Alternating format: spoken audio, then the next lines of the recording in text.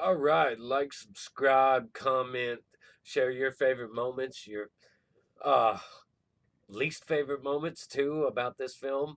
We're doing a review of Avengers Infinity War.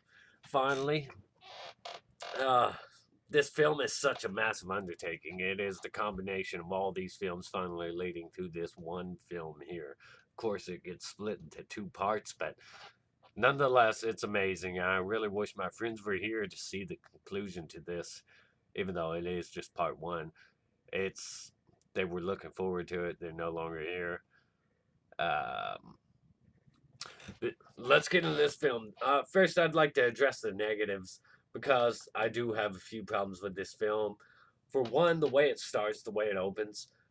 I did not like it starting in the middle of something. You don't know what happened to Valkyrie and the rest of them. Of course, things have been confirmed that she will be back since then. However, during the movie, you're just like, what, is she dead? You could have left it at that, honestly. I would have just assumed she was dead, Korg, Valkyrie, and any other Asgardians. But the other problems I have with it in the opening is that Loki gets put down very easily. Uh, Hulk gets put down very easily, and Heimdall seems to make the decision to send Hulk to Earth above anybody else when he uses his last breath to send Hulk to Earth above everybody else. Another one of my negatives is Mark Ruffalo's acting, especially early on in the exposition scene when they're going on about the stones and Thanos wanting to collect them and the reasons as to why.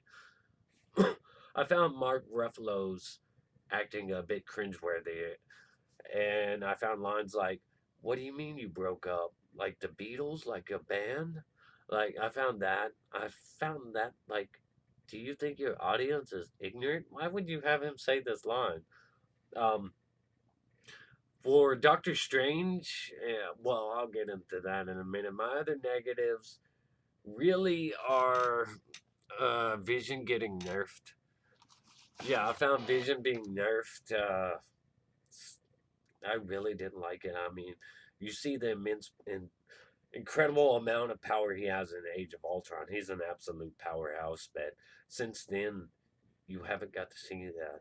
In Civil War, you didn't get to see that, of course, because there was so much going on already and they needed to move plot forward. Here again, you don't get to see that. In a movie that has the Avengers face a full on army, I really wish I would have got to see that, but we don't. And unfortunately, it may be the last time we see the character Vision.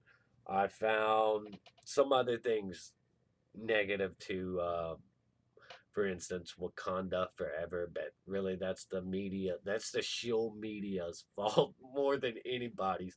Since this film, that film has been so overhyped uh, to the fact that it's viewed in higher regard than this movie itself, which I find ridiculous. Another thing that I just didn't like was, what was it? There was something else that I really didn't like about this movie that just stuck with me. Oh yeah, the in credit scene. Originally, I was pretty hyped when I saw that Samuel Jackson was contacting Captain Marvel. I recognized the symbol immediately and all that. However, the Captain Marvel I'm familiar with is '90s Captain Marvel. When back in her Warbird days, when she was actually a cool character, I've heard in the last decade she's become somewhat quite heavily a social justice warrior and NPC type. So that kind of kills it, especially seeing that they cast Brie Larson as her, who just for the most part doesn't look like she's interested in that at all in the role she's playing.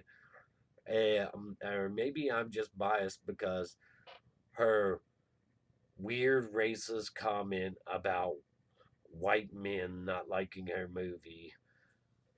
Anyways, moving on beyond that, uh, the film is pretty incredible. So Thor gets trashed. Everybody gets trashed. Hulk gets sent down to Earth. Him and Tony team up with Doctor Strange, and the action scenes that play out there. Let me just say the chemistry between Tony Stark and Doctor Strange, it's great. Their big egos clashing. I really liked every part of it. Them just butting heads with each other, such massive egos, and several characters have such massive egos. I don't like the fact that Hulk does not come out for the majority of the film. I could have swore in the trailer I seen him running with an army. Maybe I'm wrong. Maybe the trailer was just a straight up mislead. Uh, I didn't like that. I was really hoping that maybe Quicksilver could return because I do enjoy the Marvel's version of Quicksilver. That doesn't happen here though. So for me, Hulk was a big problem this whole movie. Um, him not hulking out, I didn't like. I don't particularly like Mark Ruffalo's acting too much, especially in this movie for some reason. He's just seems off. It was cool to see him in the Hulkbuster armor though, and get to see him use that and fight with that. Bat when he sees Black Widow for the first time again after going off into space. I did. That was such an awkward romance for me that I do not want to be reminded of. I hope they don't do anything else reminding of this awkwardness, because for me, Hulk should be in love with Betty. For some reason, General Ross is still around, but Betty's not. I don't really understand. Maybe it's the actress, something to do with her. I don't know. That I I would prefer Hulk to stay true to his comic book love interest, Betty. Here, I don't want to be ever reminded of Black Widow and Hulk as possibly ever had possibly even being a thing. I don't want to be reminded of that. So beyond that, Thor is awesome in this film. He's absolutely wrecked. He's lost everybody. You got to feel bad for the man. He goes on about his mom dying, his dad dying, his sister dying, his brother dying, his best friend dying. You got to feel bad for him. Even Rocket does. And Rocket's just an asshole. I've concluded that for the most part, I just don't like Rocket. He's such a jerk. Like, he tries so hard to be a jerk. It was funny the way Thor kept calling him Rabbit. I also thought it was incredibly funny the way that Peter Quill felt all insecure around him because everybody was hyping Thor up so much. The other Guardians going on about, he tries to mock him in his own voice, and it's just very hilarious. One thing about this movie I gotta say is it is an incredible monumental achievement to have so many characters on screen. Of course, this is, you know, a departure from the comics because Thanos is just a mad tyrant obsessed with death, and here he's humanized, he's fleshed out, and it's quite amazing to see his motivations. He thinks he's a good guy, he thinks he's doing the universe a service. So it's really interesting to see that he thinks wiping out half of everything is the best. He really, truly believes that in his own weird madness, and he does care heavily for Gamora. That's revealed so much in this movie. We get to see so much of the darker assassin. We get reminded of all the darkness and assassin type stuff that Gamora was into, and how she was raised. All that was sort of glossed over after she teamed up with the Guardians in the first movie. That was never really, of course, Nebula brings it up, and it was never really shown or indicated or talked about too much from anybody else. Seeing her as a small child was interesting. Seeing all of her people get wiped out, seeing him teach her that perfectly balanced trick. And when the team splits up, Thor goes off with Rocket and Groot because Rocket wants to check out the awesome weapon forge, the place where they make the most awesome weapons in the universe. And Thor goes on about his hammer, talking about it was truly awesome. You feel bad for the man. Thor is such a dumb jock character. There's so many things in here just make you laugh. Like when they go off to the forge and seeing Peter Dinklage as a giant dwarf, it's absolutely amazing. And when Thor goes to hold open the forge so they can make the new weapon, he makes that comment about only if he die. Peter tells him it's suicide. He's like, well, only if I die. He says some comment about only if I die, and Peter is like, yes, you do understand that's what death is, right? He said something to that effect. It was really hilarious. One of my favorite lines in the movie. One of my favorite other lines in this movie was when Spider Man was catching everybody, and he's like, "I got you, I got you." And I was like, "I'm sorry, I don't remember anybody's names because there's so many characters on this screen that it's amazing." Peter's comment towards Thanos when they confront him is like, "Your nutsack chin." It was really heartbreaking though because Gamora wanted him to try to kill her, and he went as far as pulling the trigger on her, only for it to come out in bubbles. I don't really understand the Thanos thing with bubbles. Maybe it has to do with the Gamora child stuff. Uh, but that was real. And when she first slit his throat, I thought that was real stuff until he left the illusion. But beyond that, the showdown in New York with Doctor Strange was absolutely incredible. Doctor Strange gets some incredible action in this film. Peter showing up, his spider sense finally kicked in. You see the hair standing up on the arms. I don't remember any of that from Homecoming. I don't like Homecoming. I thought Civil War was amazing. I thought this one's amazing. He's amazing in both leagues, but I did not like him in his own movie for reasons I go on in that review. Uh, there's just so much in here, so much to go over. When Captain America first shows up, you hear the music. It's so intense that it makes the hair stand up on your arms. You feel the hype. Scarlet Witch, I mean, yeah, Scarlet Witch has some awesome action right before they show up, and she has amazing action later on in this movie. She trashes the enemies, trashes the one of my complaints is another generic army, but of course Thanos has an army. Thanos and the Black Order. The generic CGI army, though, I've kind of, yeah, getting sick of that. But like I said, Falcon, Black Widow, Captain America, when they show up, you feel the hype and they save their ass. And Vision, I really like him in this movie. It's a shame that he gets nerfed though, and you don't get to see him do too much. And the whole huge battle, everybody got some very solid action. War Machine had some pretty cool stuff. Everybody, especially when Thor shows up and just starts wrecking the enemies, that was awesome. After he gets the Stormbringer, just brings it down on them.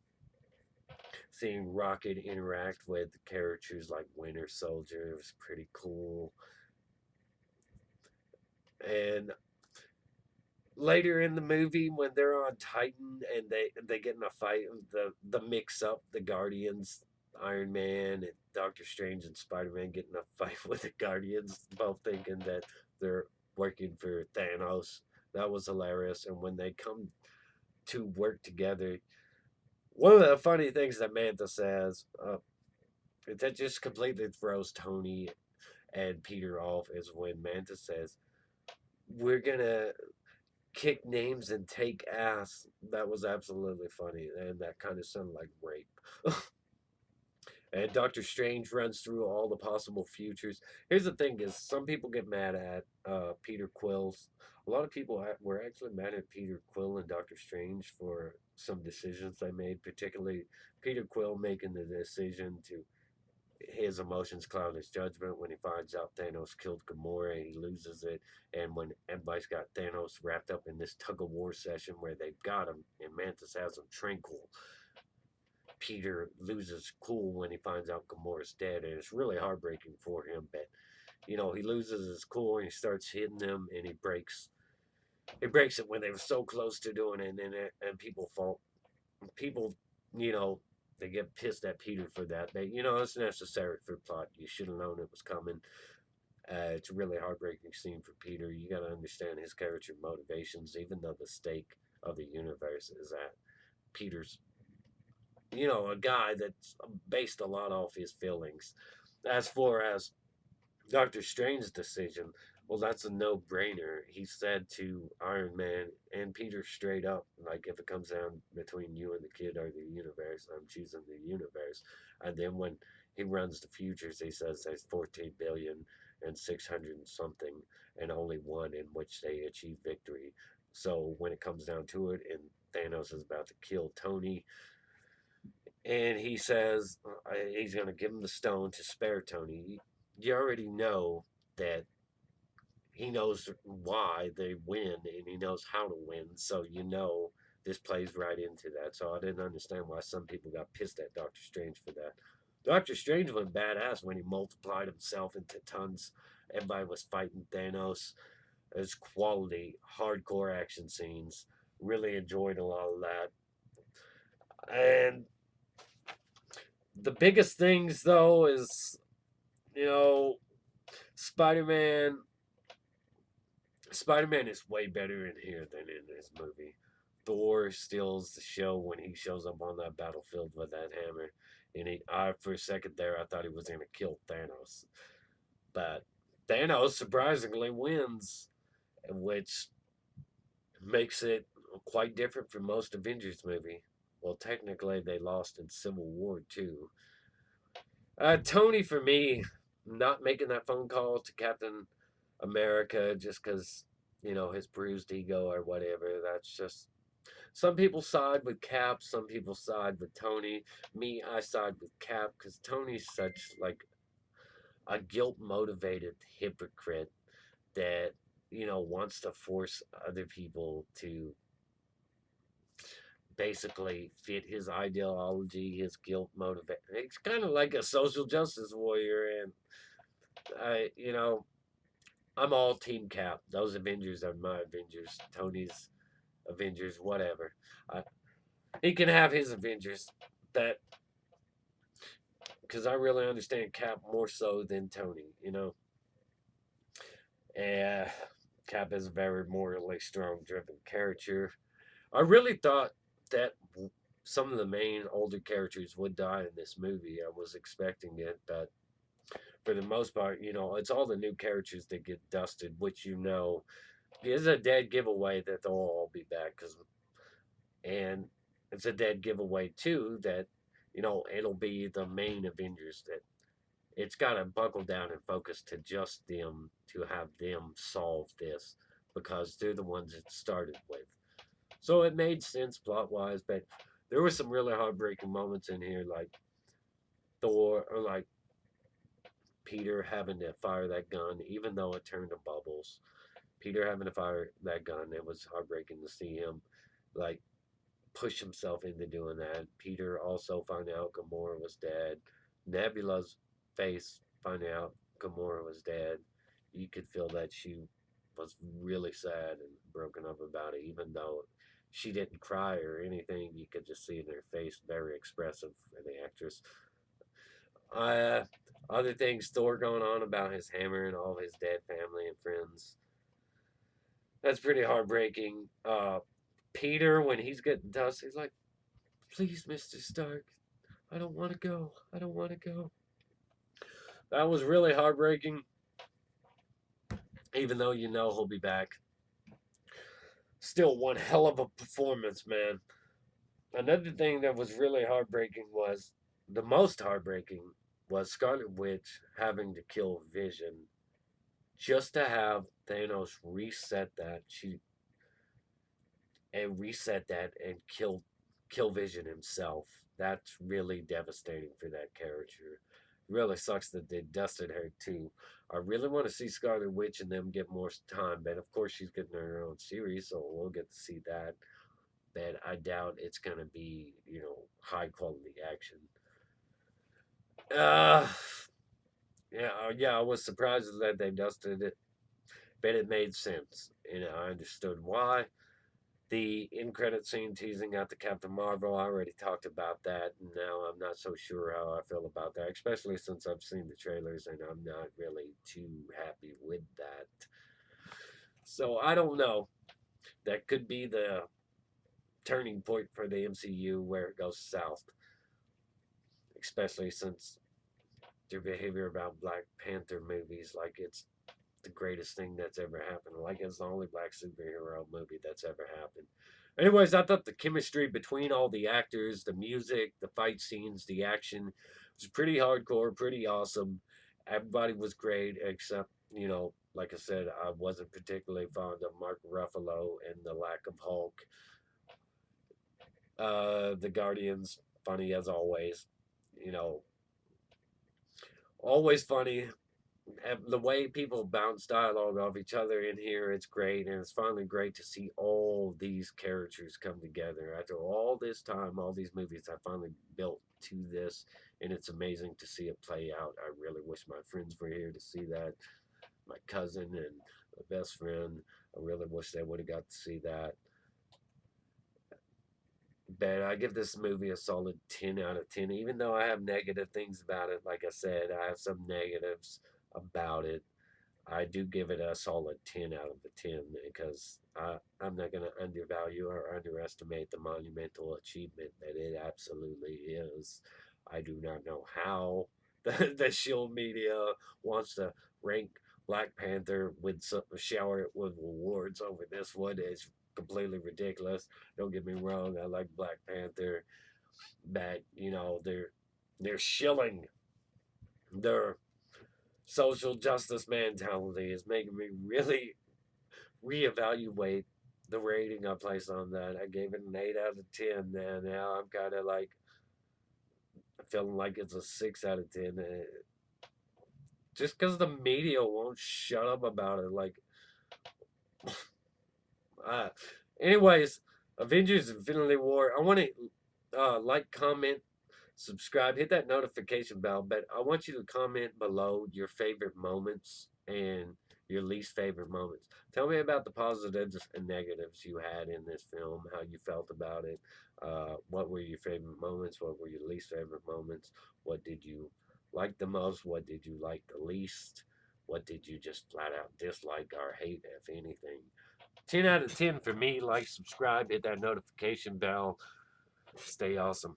Rock on.